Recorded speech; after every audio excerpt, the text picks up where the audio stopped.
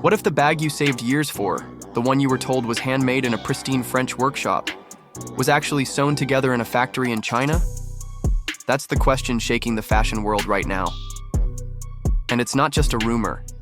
Videos have surfaced, documents leaked, a class action lawsuit is brewing, and Hermès, the brand that defined ultra-luxury, is suddenly on the defensive. Because for decades, Hermès sold more than bags. They sold a dream of scarcity, exclusivity, and hand-stitched French perfection. But what happens when that dream starts to look like a lie? Let's break down the footage, the fallout, and the scandal that might bring an entire luxury empire to its knees. For decades, Hermès wasn't just selling handbags, they were selling a fantasy. The kind that seduced fashion elites, celebrities, and everyday buyers into believing they were investing in more than leather. The Birkin bag became a symbol of quiet wealth, whispered luxury, and untouchable exclusivity. Made in France wasn't just a tag, it was a badge of honor. Customers weren't just buying a purse, they were buying history, legacy, and status, all wrapped in orange boxes and guarded by velvet ropes. The wait lists only made it feel more rare, the price tag more justified. The narrative was clear. Every Birkin was the result of 48+ hours of meticulous work by a single, highly trained French artisan. You didn't just walk into a boutique and buy one. You had to prove your worth, spend thousands on scarves, shoes, or belts, just for a chance. This artificial scarcity wasn't a flaw, it was the foundation. It kept the resale market hot and made the bags feel like collector's items. Influencers proudly flashed them. Resellers treated them like gold, and buyers felt like they'd made it. But that carefully constructed illusion? It's now facing its biggest threat yet. Because now, allegedly, that dream is cracking. Viral TikToks and leaked factory footage are showing something that goes against everything Hermès has claimed. Birkins being stitched, stamped, and boxed. Not in Paris, but in Chinese factories. Suddenly, that handcrafted legacy doesn't feel so exclusive. If the footage is real, and experts say it might be, then the very thing we believed made Hermès worth it might have been smoke and mirrors. And if that illusion collapses, so does the entire luxury pricing model. It started with one clip, then another, and suddenly the internet was flooded. High-definition, time-stamped footage showing rows of Birkin-style bags moving through what looked like an industrial-scale factory in China. But this wasn't some sketchy, dimly lit basement operation. These videos were shockingly crisp. Brightly lit assembly lines, workers heat-stamping the Hermès logo onto leather with factory-grade machinery, rows of completed bags being slipped into what appeared to be official Hermès dust bags and orange boxes. It wasn't a blurry TikTok rumor anymore. It was visual evidence, and it spread like wildfire. According to multiple captions and TikTok commentary, the facility is based in Shenzhen, one of China's largest industrial cities, and had allegedly been subcontracted to produce components or entire bags for Hermès. The level of detail in the footage was staggering. Stitching that matched Hermès craftsmanship. Logo placements that looked identical to the real thing. Side-by-side comparisons began surfacing, and even luxury experts couldn't immediately dismiss what they were seeing. There were no wonky zippers or off-center logos, no glaring red flags. In fact, it looked so legitimate that many viewers assumed it had to be Hermès approved. But Hermès wasn't saying a word, and that silence fueled even more speculation. Fashion watchdogs, resale authenticators, and high-end collectors were suddenly asking questions the brand couldn't seem to answer. Why were supposedly fake bags showing up with such authentic details? Why were official Hermès boxes and dust covers present in a factory thousands of miles from France? The implications were massive. Because if this footage really shows subcontracted production, and not counterfeits, then the story Hermès has sold for decades isn't just misleading, it may have been a global-scale illusion. And that illusion is now unraveling in real time. When Hermès finally broke its silence, the world was watching and expecting answers. But instead of addressing the specifics head-on, the brand's carefully worded statement only deepened the mystery. Hermès called the viral videos unauthorized and misleading, and distanced itself from the Chinese factories shown in the footage by stating they had no official link to the company. That was it. No breakdown of what the footage actually showed. No reference to the packaging, dust bags, or eerily accurate heat-stamped logos.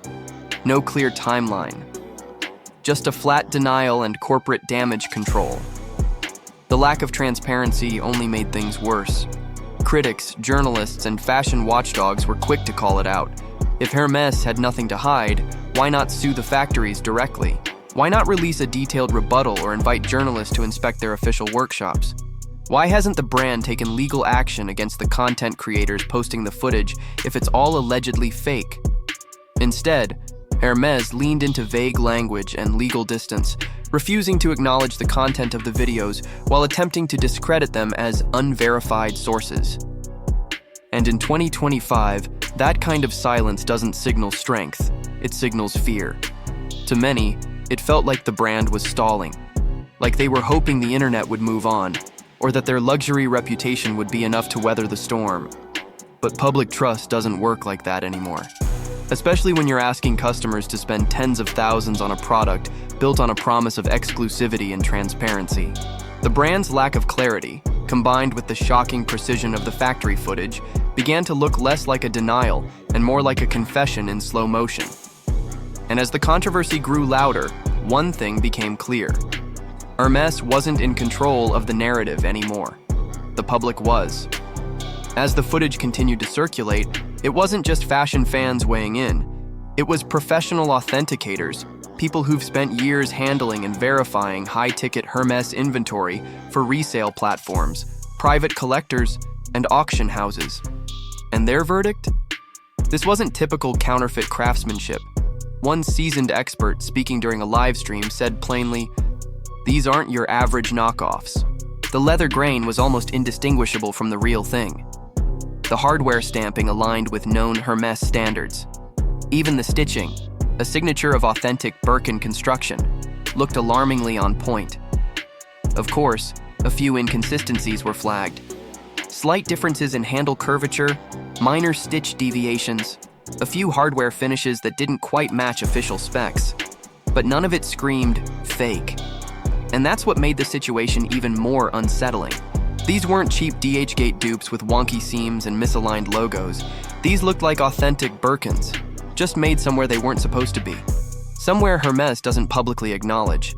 Experts began using phrases like factory originals or unauthorized production, terms rarely heard outside internal investigations or lawsuit filings. And this raises a chilling question that no one, not Hermès, not the fashion industry, seems eager to answer.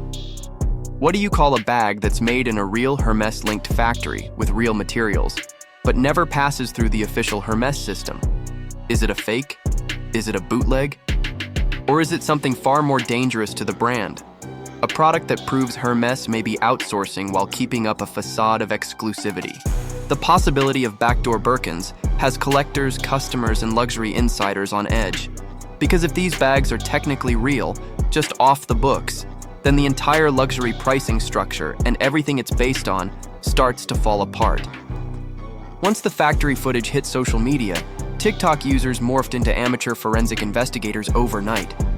But this wasn't just casual gossip, it became a full-scale digital investigation. Videos broke down stitching patterns frame by frame. Creators zoomed in on logo placements, dust bag materials, even the crinkle of plastic covers used in packaging. Side-by-side comparisons between official unboxings and the viral footage exploded across the platform. And what they found was alarming, not just to casual viewers, but to seasoned luxury collectors who couldn't unsee the precision of what was being shown. Influencers who had spent years building their online identity around exclusive Hermès bags began deleting content. Posts were quietly archived. Some creators even issued public statements, an almost unheard of move in an industry locked down by ironclad brand deals and NDAs. One TikTok, which quickly gained over 1 million views, summed up the public mood perfectly. "So we've been buying overpriced bags made in China while Hermès gaslit us with French workshops? Nah, refund me." That line echoed across Instagram captions, YouTube comment sections, and resale forums. Because this wasn't just about a fashion scandal anymore. It was about being lied to and paying for it. The fallout hit fast. Resale platforms reported a steep drop in Birkin search traffic. Some sellers began slashing prices by thousands overnight. Longtime collectors were suddenly suspicious of their own inventories, demanding re-authentication. And then came the hashtag that shifted the energy from outrage to activism: Boycott Hermes. It didn't take long for it to start trending. Consumers who once bragged about landing a Birkin were now joining forces to question everything the brand stood for. And with every repost, every stitch breakdown, and every confession from a former fan, the illusion of Hermès' untouchable legacy continued to crack. Just when Hermès thought the worst was behind them, the legal system stepped in, and everything changed. In California, a group of plaintiffs filed a class action lawsuit that struck at the very heart of Hermès' sales model. The lawsuit accuses the brand of violating antitrust laws through its infamous spend-to-get practice, a system where customers are allegedly forced to buy thousands of dollars in non-Birkin items like scarves, shoes, and belts, just to maybe qualify for the opportunity to purchase a Birkin. For years, this tactic was an open secret. But now, it's being treated as a potential violation of US consumer protection law. And that alone is enough to trigger a legal avalanche. But what transformed this lawsuit from serious to seismic was the next move. The legal team is demanding access to the whistleblower's factory documents. That includes internal cost sheets, shipping records, and supplier contracts that could directly link Hermès to the controversial production facilities shown in the viral videos. If these documents confirm that Hermès outsourced production, or even authorized subcontracting behind closed doors, it could be the smoking gun that destroys the brand's carefully curated narrative. Because outsourcing itself isn't the scandal. The scandal is lying about it while charging $40,000 for what was marketed as handcrafted French exclusivity. And here's where the stakes go global. If the court finds that Hermès manipulated product availability to artificially inflate demand, a key part of what keeps Birkins scarce and prices sky high, then every other luxury brand using similar strategies could be next. Think Chanel, Dior, Louis Vuitton. All of them rely on the illusion of scarcity to fuel desire and justify extreme price points. A ruling against Hermès could set a precedent that forces the entire luxury industry to open its books and justify its practices. And if that happens, we're not just witnessing the fall of a bag, we're witnessing the unraveling of luxury as we know it. What started as a Birkin controversy has now turned into a full-blown industry crisis. Behind closed doors, luxury powerhouses like LVMH, Chanel, Dior, and Prada are allegedly scrambling. Insiders claim emergency PR meetings have been called. Legal teams are on high alert, and marketing departments are quietly overhauling websites, scrubbing vague phrases like handcrafted or artisan-made in Europe before the internet comes for them next. The fear isn't just about Hermès anymore. It's about the growing suspicion that the entire luxury ecosystem has been selling not quality, but illusion. Influencers, once the loudest champions of luxury brands, are suddenly silent or cautiously distancing themselves. Some are even removing tags, archiving haul videos, and refusing new campaign offers. Buyers, especially high-spending collectors, are starting to demand hard receipts, not just purchase confirmations, but provenance documentation. Because if Hermès can be exposed, anyone can. And in a world where luxury thrives on perception, even a whisper of doubt can drive thousands of dollars out of a brand's value overnight. What people once saw as timeless investments are now being re-examined under a harsher light.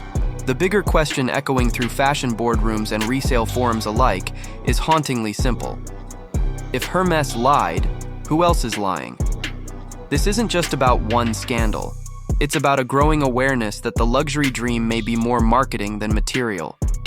And if the world finds out that $10,000 bags and 6-month waitlists are built on global outsourcing and manipulated scarcity, it could detonate the very foundation these brands stand on. This isn't a trend, it's a reckoning. And no luxury label, no matter how iconic, is safe from what's coming next. The backlash isn't just about betrayal, it's about humiliation. Consumers aren't just angry, they feel duped. For years, they saved up, spent tens of thousands, waited on lists, and proudly flaunted what they believed were timeless heirlooms. But now, with every new factory clip, every exposed document, and every resale listing that suddenly seems overpriced, the fantasy is crumbling. People who once wore their Birkins like armor are now archiving their posts in shame. Because the shame isn't just about the bag, it's about being sold a lie and paying extra for it. Resale platforms that once treated Birkins as blue-chip assets are in chaos. Prices are plummeting. Search interest is down. And authenticators are scrambling to re-examine bags they once passed without question. Meanwhile, TikTok is flooded with creators showing off dupes, mocking the very idea of spending $40,000 on a bag when a near-identical version might have come off the same factory line. Former fans are turning into whistleblowers, and influencers who once lined up to praise Hermès are now questioning whether they've been unknowingly part of a massive deception. The trust is broken, and in luxury, once trust is gone, there's no going back. Because here's the cold truth. If legacy craftsmanship isn't real, then what's left? What are consumers really buying when they drop 5 figures on a handbag? Without the artisanal heritage, the handcrafted mystique, and the made in France promise, luxury becomes just another product with a great PR team, and that's what has the industry terrified. The illusion that made brands like Hermès untouchable is unraveling, faster than they can issue statements, launch distractions, or scrub the internet. This isn't just a scandal. It's the beginning of a full-scale reckoning, one that could upend the luxury fashion world forever. Hermès can call it misinformation. They can threaten whistleblowers, issue vague denials, and hope the internet moves on.